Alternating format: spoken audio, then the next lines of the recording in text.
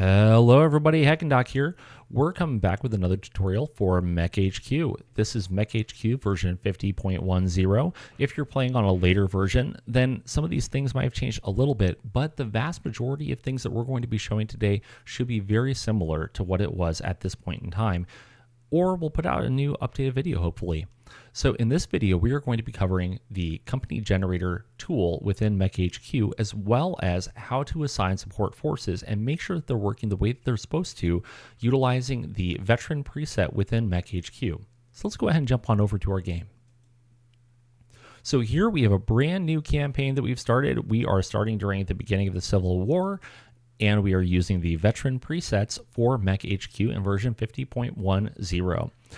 So overall, in the center of the screen, when you're in your command center, you can see the breakdown of everything, your force reputation and everything else that you need to know. Now, of course, if you have changed any of the settings, then some of these things might look a little bit different, but overall, they should look pretty similar. So when you're getting ready to make your new company, there are a couple of different ways that you can go about this. You can, if you want to, go to Marketplace, activate, or you can activate GM mode, go to Marketplace, and you can go to Purchase Units and add a whole bunch of units that you want, and then go through and hire a bunch of combat and support personnel and maybe some civilian personnel, and go through and, use your parts in use and order all the parts that you want, so on and so forth, until you finally end up with your company. Or you can use the company generator tool within MekHQ. So to do that, you go to the right upper hand corner of the screen where it says company generator. You click the button and you have a pop-up window that appears. So I'm not going to go through absolutely everything here. The purpose of this tutorial is to get you started. So somebody who has never used MekHQ, or you're coming from a much earlier version, like 49 or 48 or something along those lines. This is meant to get you started, and then you can play around with this as you go along. And for all of these options, they have these great tooltips that pop up and tell you what is going on. So you can select or unselect things and read through everything at your leisure. But to get started today, at the top left-hand corner, you're going to see company generation method, Windchild. Leave it alone. Don't touch it. Just walk away. Specified faction, this is whatever faction you're playing with or whatever you're using. This will determine what random assignment table is utilized. For the company count and everything else, this determines how many mechs are rolled or generated. So how many companies do you have, how many lances per company, and then how many battle mechs per lance. So if you want, you can generate a battalion or a brigade or whatever you want to. For most people, one company is more than enough. So one company, 3 lances per company, and 4 mechs per lance for a standard internal or inner sphere company. The Star League gear, just leave it alone, don't touch it, and move on. Moving on to the right, these are all of your support personnel. All of the different checky boxes, then you can look through them and change them as you want. But to start off with, I would not change anything. For starting out, you start out with 12 mechs or 12 mech techs to go along with the 12 mechs that are generated. You're going to be having some vehicles that are generated through the process of the company generator tool. And so with that, it gives you 4 mechanics, 1 aerotech, and then you get 1 doctor, 1 command admin, 5 log admin, 1 transport admin, and 3 HR admin, which is fine. You can absolutely start out with this. For me personally, I always change a couple of things. I always change the number of mechanics I have to 10, because if you have the standard veteran preset, you will have 10 vehicles generated for all of your support vehicles. I like 1 mechanic per vehicle. That's my personal preference, but choose your own adventure. I keep my command admin the same, log admin the same, transport admin, I typically take that up to 2 or 3, and then I increase my number of HR admin to 5, because HR admin are incredibly important in the day-to-day routine running of your company. They do a lot of the paperwork and making sure that the back-end stuff is done. And if you end up randomly rolling 4 super green HR admin, then you can be in for a world of hurt and things can be a little annoying for you. Moving on down, the random origin, there's not a whole lot to change right here. This essentially says what the origin of your company is. Going down to units, this says what faction things are being rolled from, specifically for the units, as well as the weight class generation, quality generation, so on and so forth. You can change a few of these things if you want. I leave everything the same every single time. I don't change anything. Going to the right, under the unit box, the main thing that a lot of people will want to pay attention to is the force naming method. So CCB 1943, that's like the World War II method when you've seen Saving Private Ryan and stuff like that for, Abel, Baker, Charlie, Dog, so on and so forth. Versus the 1956, which is your more traditional NATO phonetic alphabet, such as Alpha, Bravo, Charlie, Delta, so on and so forth. Or you could use the English alphabet or the Greek alphabet. It's all user preference. For me, I like the 1956. It's what I'm used to. I've been in the military for a while. That's all I know how to speak. I don't change anything else because everything is pretty much by the book. So I don't change it. For spares, this is all the spare parts that are generated. You can generate spare units that are mothballed if you want. I don't do that. I have the number of mechs that I start off with, and that's it, and I got to figure it out from there. The one big thing I do change, spare part generation method. Windchild is the default.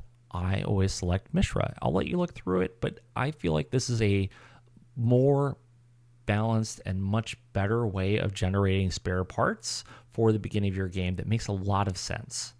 So that's my personal preference. You can also change your starting armor weight as well as how many reloads per weapon you start off with. I always go up to like 6 or 8 because I am bad at this game and I fire a lot of ammunition.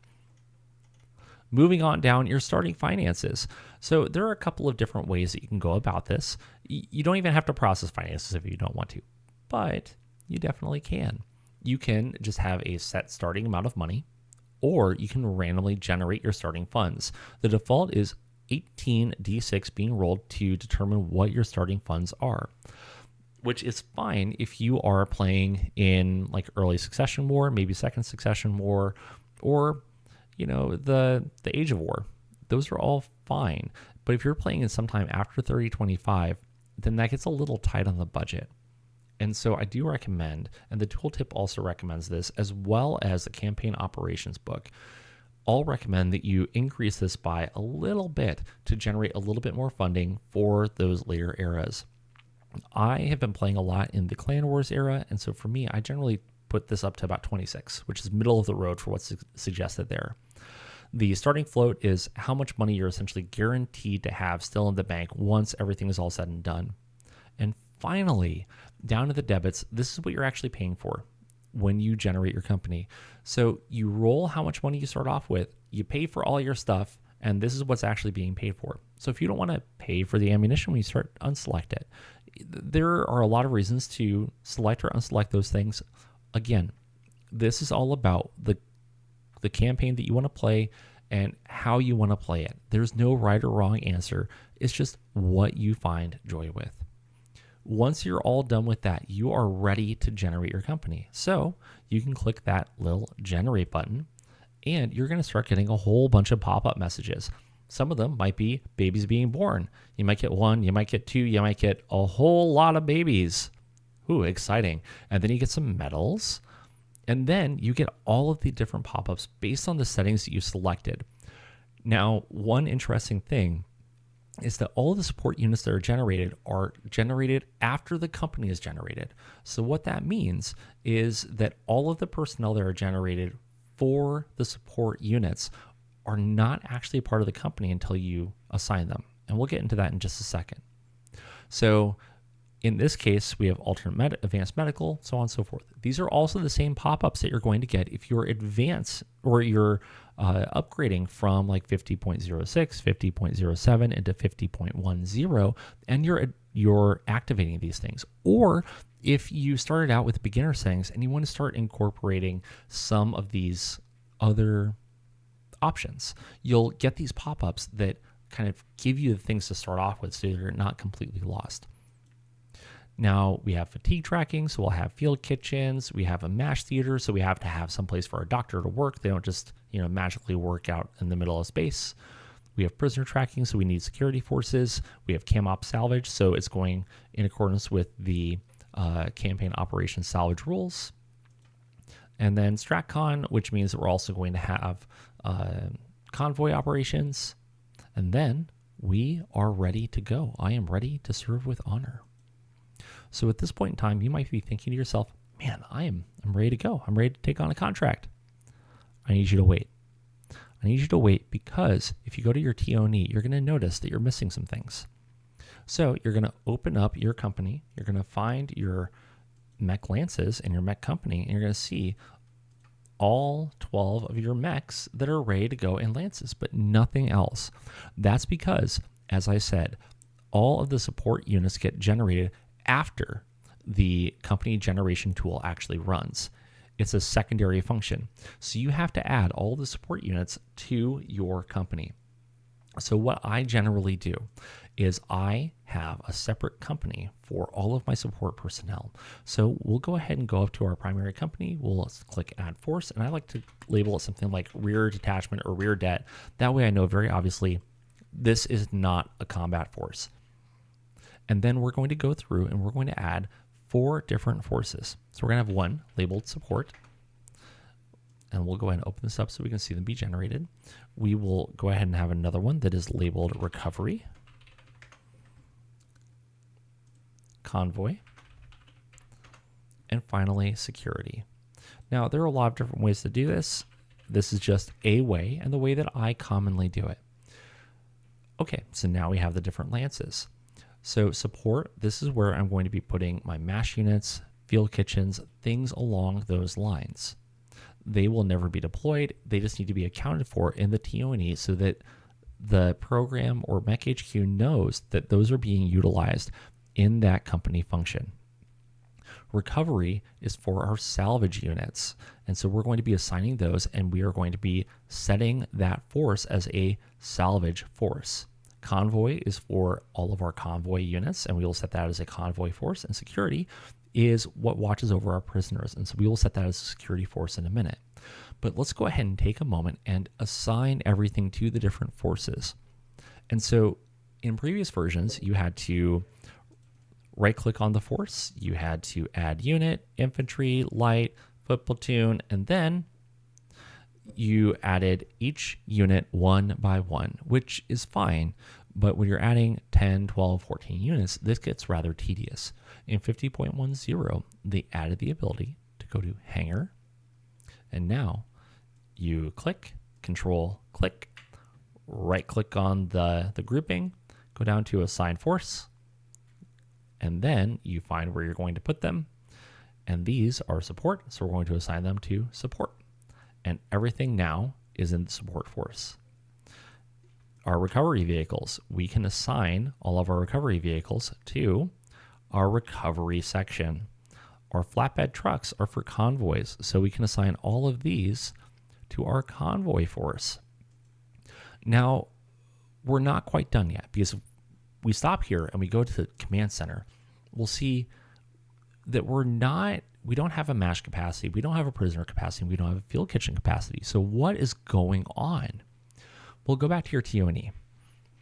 Right click on support, which is the force where you just put your canteen and your MASH truck.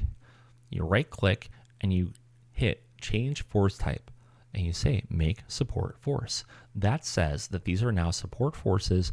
They're not combat forces, and we're utilizing them for other things.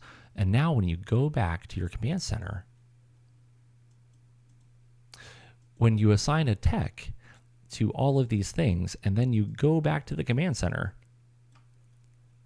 because I definitely know how to play this game, guys, for sure.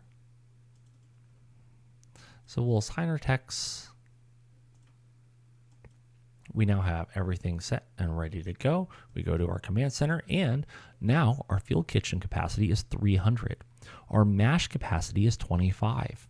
So we're off and in a great place, but our prisoner capacity is 0. So let's go back to our TO&E, right click on our security lance, change force type, make security force. Our convoy, right click, change force type, make a convoy force. Right click on recovery, go down, change force type, make salvage force. Now, all of these forces are going to be doing the things that you expect for them to do. And if you're ever confused, you can always look down at the bottom where the key is for the TO&E. And you can know, oh, the recycle button, that is with salvage forces. And so at a glance, you can know what each one of these forces are supposed to be doing. So with that, you can go to your command center. You can make sure that you have capacity for all of those different things.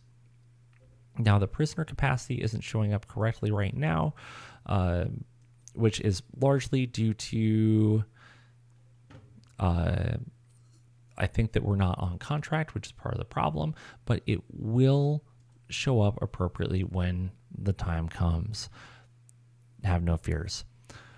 So with that, we are finally ready to take on that first contract. So you can go up there to that contract market and select that first contract.